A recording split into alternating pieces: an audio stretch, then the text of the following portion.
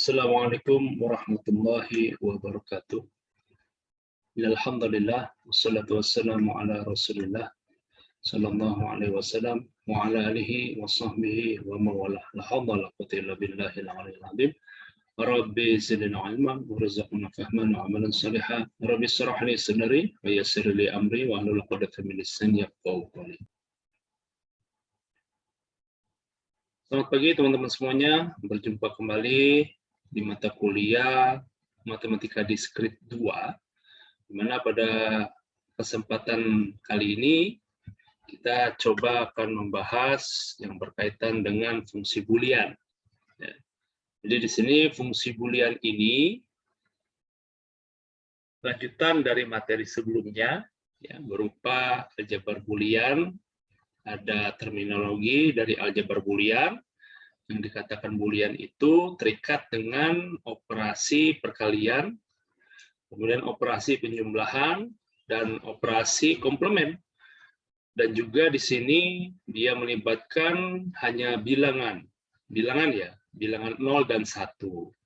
Kalaupun nanti ada variabel yang dimunculkan, ya, seperti X, Y, itu adalah atribut ataupun kita kenal sebagai parameter dari fungsi boolean.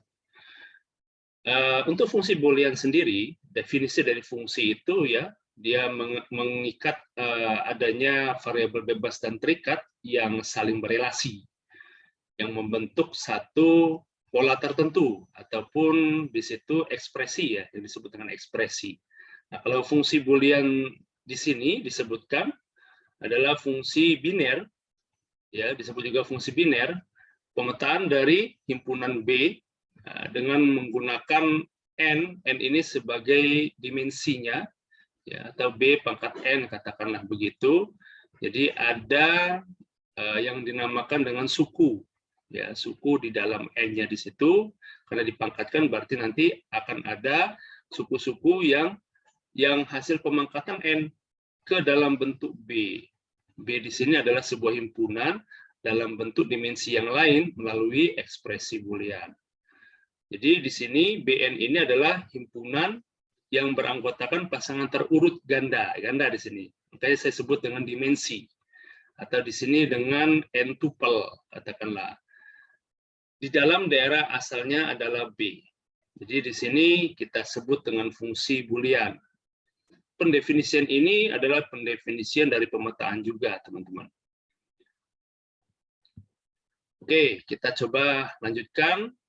Sebagai contoh, fungsi boolean dengan 3 parameter, misalkan X, Y, Z. Nah, ini ada 3 suku, ya, 3 suku, yaitu perkalian penjumlahan dari hasil perkalian. Kalau kita lihat di sini, ya, ada suku yang pertama adalah X, Y, Z. X aksen ini adalah komplement, ditambah dengan Y aksen Z. Ini komplement daripada Y dikali Z. Kemudian, fungsi-fungsi ini nanti akan kita coba dapatkan hasilnya kehimpunan yang hanya mempunyai 0 dan 1.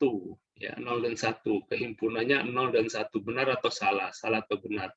Jadi nilai kebenarannya ini kita kaitkan dengan nilai biner. Kalau bipolar lain lagi, ya, 1 sampai dengan -1. Kalau untuk biner tuh hanya 2, 0, 1. Ya, bipolar beda lagi. Contoh pasangan terurut ganda, misalkan di sini dengan 3 parameter, ya, dengan inputan 1, 0, 1, artinya X-nya adalah 1, Y-nya 0, Z-nya 1. Sehingga fungsi yang kita dapatkan dengan menggunakan fungsi boolean seperti ini, kita lakukan perkalian and ataupun or. Jadi konsepnya ini tidak lepas dari logika proposisi, ya, logika proposisi.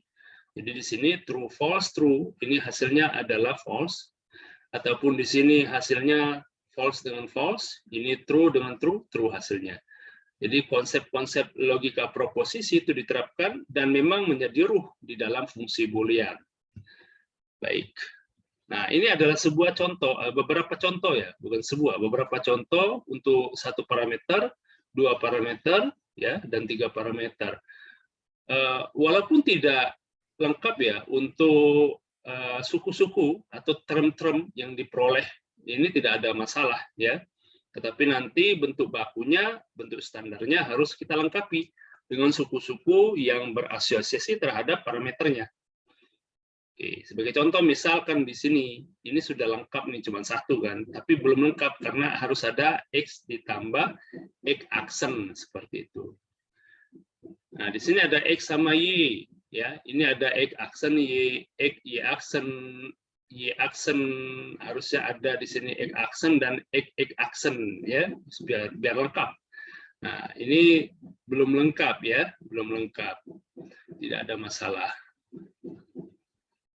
Ya, masih ada yang perlu dilengkapi dalam bentuk standar. Nanti ada bentuk bakunya. Nah, bentuk baku ini biasanya kita kaitkan dengan bentuk SOP, Sum of Product, atau POS, Product of Sum. Kalau bentuk Sum of Product ya seperti contoh nomor 2. Nah, ini bentuk daripada Sum of Product, jumlah dari hasil perkalian. Sementara POS, Product of Sum, itu contoh yang keempat. Nah, ini salah satu sukunya saja ya. Tapi kalau nanti kita tambahkan kurung buka, X ditambah Y kurung tutup, ya itu ada 2 suku. Itu termasuk dari fungsi boolean berbentuk POS, Product of Sum. Oke, baik. Kalau yang ketiga juga sama. Ini bisa kita asumsikan sebagai POS, ya, karena di sini masing-masing mempunyai satu term dan dipisahkan dengan tanda dot product. Jadi product of sum, ya. Walaupun tidak ada penjumlahannya di sini.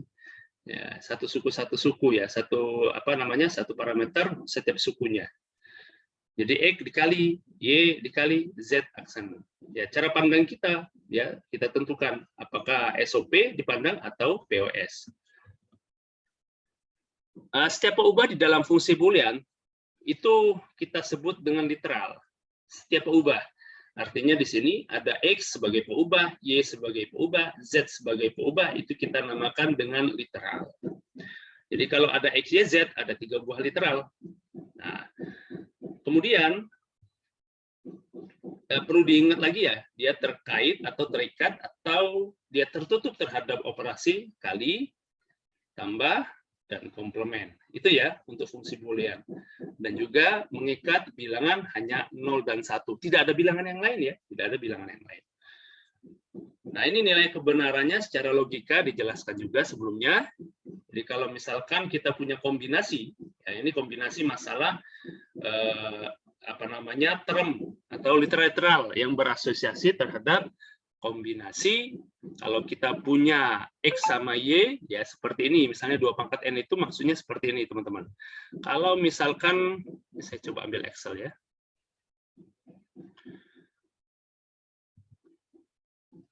Nah, kalau misalkan kita punya fungsinya itu, dia cuman X saja. Misalkan ya, ini fungsinya cuma 1 X saja. Maka di sini, yang kita punya untuk fungsinya ini ya, ini melibatkan yang namanya X. Jadi X-nya nanti di sini ada 0 dan 1. Jadi sebenarnya di sini ada 0, ada 1. Jadi ini diasumsikan 2 pangkat 1. Sorry. Pangkat 1. Kenapa? Karena dia mempunyai 1 variabel. 2 pangkat N tadi ya. Yang ini 2 pangkat N. Nah, kalau misalkan kita punya fungsinya adalah X, Y, berarti di sini dia mempunyai 2 pangkat 2. Ya, 2 pangkat 2 sama dengan 4 ya.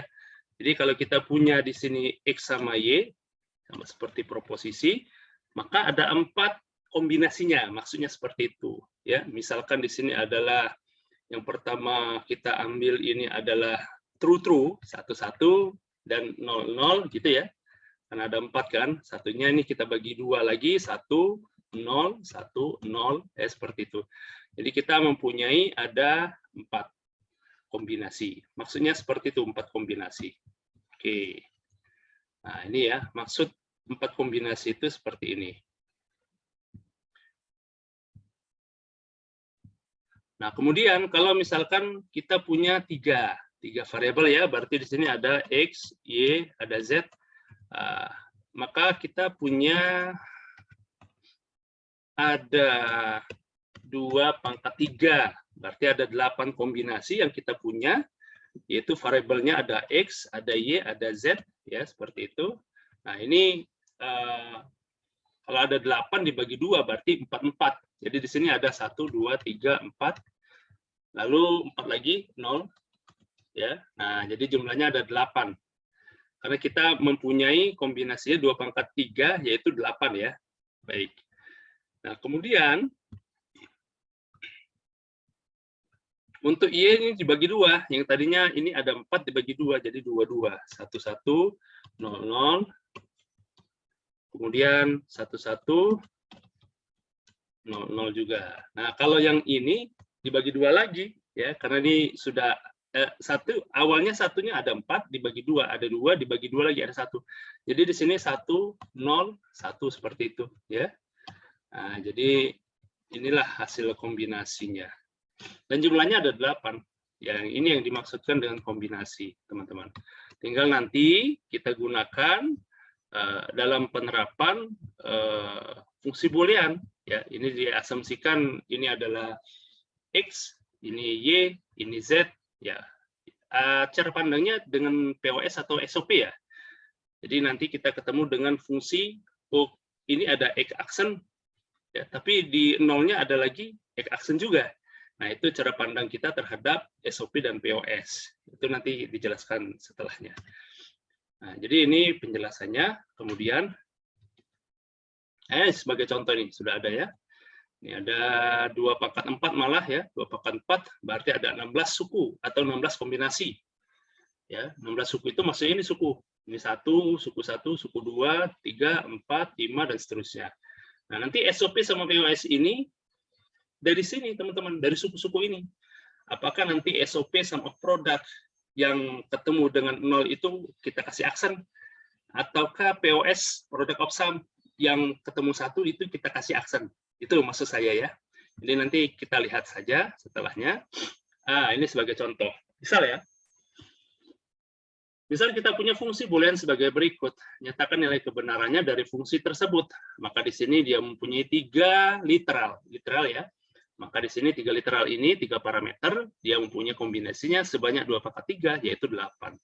Dari 8 buah ya nilai true dan false, atau 0 dengan 1, maka kita akan dapatkan nilai kebenarannya sebagai berikut. Misalkan, karena kita berasosiasi terhadap fungsi ini, ya maka semuanya harus merujuk kepada fungsi ini. Misalkan 0, 0, 0, 0 hasilnya. Ini 1. Berarti di sini ada 1, 1, dan Z aksen adalah 1, hasilnya adalah 1. Dan ternyata di sini inilah hasil dari fungsi boolean f, x, y, z-nya. Kemudian adanya perkalian dan penjumlahan 2 buah fungsi juga. Ini dikaitkan dengan perkalian dan penjumlahan dari suku-sukunya atau term-termnya. Jadi kita lihat di sini yang dipandang sebagai SOP atau POS ya, sekali lagi ya, SOP atau POS. SOP adalah sum of product, POS adalah product of sum. Jadi perkalian dari hasil penjumlahan. Sebagai contoh misalkan ada perkalian 2 buah fungsi. Nah, di sini melibatkan ada X1, X2 dan seterusnya. Maka di sini coba kita kali fungsi tersebut ya menggunakan prinsip dari hukum aljabar boolean. Ya, yang sebelumnya sudah pernah kita bahas. Nah, ini sebagai contoh, teman-teman, fungsi f dan g ini mempunyai 2 suku, dan di sini ada fungsi h hasil dari penjumlahannya, maka di sini tinggal kita jumlahkan saja, ya, kecuali nanti di sini dia berbeda bentuknya ya. Nah, kalau ini kan semuanya sama, ini bentuknya SOP semua, sum of product. Jumlah dari hasil perkalian. Nah, tinggal kita tempelkan saja. Nanti pada saat sudah seragam, ini tinggal kita sederhanakan. Jadi kalau yang ini sudah seragam. Nah, contoh yang di bawah di sini, ini hasil penyederhanaan sebenarnya. Jadi di sini disederhanakan dengan menggunakan hukum aljabar boolean. Ini diasumsikan nilainya 1, ya, nilai kebenarannya. Karena di sini berapapun nilai daripada Y di aksen ya di sini ya. Kalau 0 jadi 1, 1 jadi 0. Jadi di sini diasumsikan hasilnya adalah 1. Kok bisa? Misalkan Y-nya 1, maka di sini 0. Kalau di sini 0, di sini 1. Jadi tetap di sini hasilnya true. Karena dia berkaitan dengan operasi penjumlahan. Atau di sini operasinya tambah. Jadi di sini salah satu saja satu, hasilnya true, hasilnya true. Kemudian kita lihat lagi di sini hukum dominansi berapapun nilai 1, karena ini penjumlahan ya. Jadi kalau di sini sudah 1, ini mau 0, mau 1 hasilnya, suku-suku yang lain, itu tidak ada masalah, tetap 1, karena hukumnya dominansi. Ya, silakan saja ditentukan nilai XY-nya, berapapun hasilnya, mau 0 ketemu 1 ya 1. Mau 1 ketemu 1 ya 1 juga. Jadi tidak ada masalah, ini dominansi. Hasil penyederhanaannya sama dengan 1. Jadi F ditambah G itu hasilnya adalah 1. Kemudian di sini ada perkalian, ya, perkalian daripada dua buah fungsi. Nah, ini perkalian ya. Tentunya di sini harus kita coba uraikan satu persatu, ya. Karena di sini bentuk perkalian itu juga nanti kalau kita bakukan apakah dia berbentuk SOP atau POS juga. Jadi walaupun dia menjumlahkan dua fungsi, mengalihkan dua buah fungsi, tetap dia berpadanan kepada bentuk standar SOP atau POS. Walaupun sebenarnya sudah disederhanakan. Baik, kita coba lanjutkan. Komplement fungsi bila sebuah fungsi dikomplementkan. Ini berkaitan dengan hukum De Morgan ya. Dalil De Morgan. Kalau ada komplement kan berubah tanda. Maka diperoleh fungsi hasil komplemennya. Nah, fungsi ini nanti juga digunakan, dimanfaatkan untuk penyederhanaan dari fungsi boolean. Ini mengaitkan dengan hukum De Morgan dan dualitas. Nah, ini dua buah hukum dan prinsip dualitas yang bisa kita gunakan dalam penyederhanaan fungsi boolean. Sebagai contoh, misalkan di sini, yang bawah ini ada contohnya ya. Coba kita lihat dulu di sini. Sekilas tentang hukum dalil De Morgan. Karena di sini kalau di proposisi ini dinamakan dengan disjungsi, ya kan? Maka dia berubah menjadi konjungsi. Nah, ataupun di sini tidak ada komplement, jadi ada komplement. Jadi dualnya daripada ini ya seperti ini ya, X1 dikali X2 ada komplement, ini berubah tanda juga. Jadi sebenarnya prinsipnya di sini begitu ada komplement, maka komplement ini akan masuk kepada literal-literalnya dan operatornya berubah ya menjadi biner, yang satu kali jadi tambah, tambah jadi kali. Hukum De Morgan ini sudah kita kenal sejak kita duduk di bangku SMP. Jadi ada istilah dalil De Morgan ya. Baik. Kemudian teman-teman, di sini X1 tambah X2 tambah X3 pangkat, ini ya komplement ya, bukan pangkat ya, komplement. Nah, yang ini juga sama teman-teman, kalau kita perhatikan di sini, kita misalkan Y-nya ini sebagai X2 ditambah X3.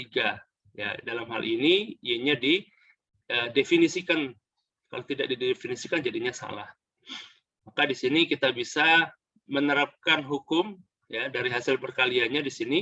Ini diuraikan kembali bahwa kalau untuk 3 suku yang dikomplementkan, maka kita wajib untuk menjadikannya dia dua suku.